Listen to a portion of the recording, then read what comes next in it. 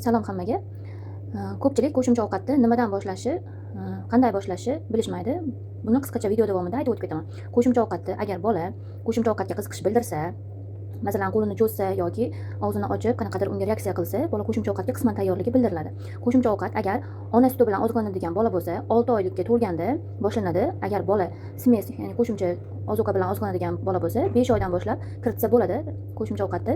Qo'shimcha ovqat nimadan boshlagan xavfsiz degan savol tug'iladi. Qo'shimcha ichib qotishga moyil bola bo'lsa, mana kabachok, eng kam allergen, gulkaram, brokolidan boshlagan yaxshi. Bularni suvda yoki bug'da pishirib, bolaga pyure holatda 1-2 choy qoshiqdan kunni birinchi yarmida kam-kamdan beriladi.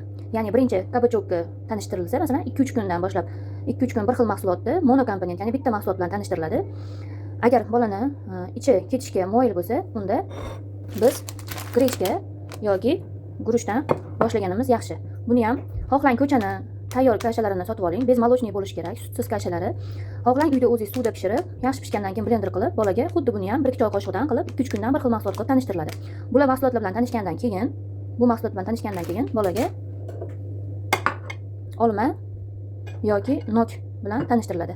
Chunki bu mevalarning keyin kiritilishining sababi bola shirinlikka erta o'rganib qoladi, keyin mana bu foydali sabzavotlarni yemay qo'yadi.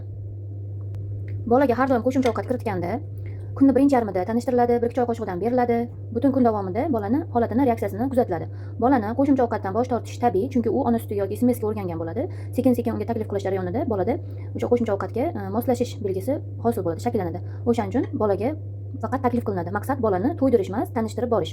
Agar bolada masalan temir tanqisligi sekin-sekin ona sutidan o'sha kamayib, temir tanqisligi rivojlangan bo'lsa, bu sabzavot, grechka, mana bu olmalar bilan tanishgandan keyin bolaga o'sha 6,5 bular tanish bo'lgandan keyin 6 oydan keyin yoki 5 oydan kirgan bolaga 6 oydan keyin, agar 6 oydan boshlagan bola bo'lsa, 6-oyi o'rtalari yoki oxirlaridan boshlab oz-ozdan 1-2 choy qoshiqdan go'sht, mol go'shti yoki tovuq go'shtini, yog'siz mol go'shti yoki tovuq go'shtini kiritish tavsiya qilaman.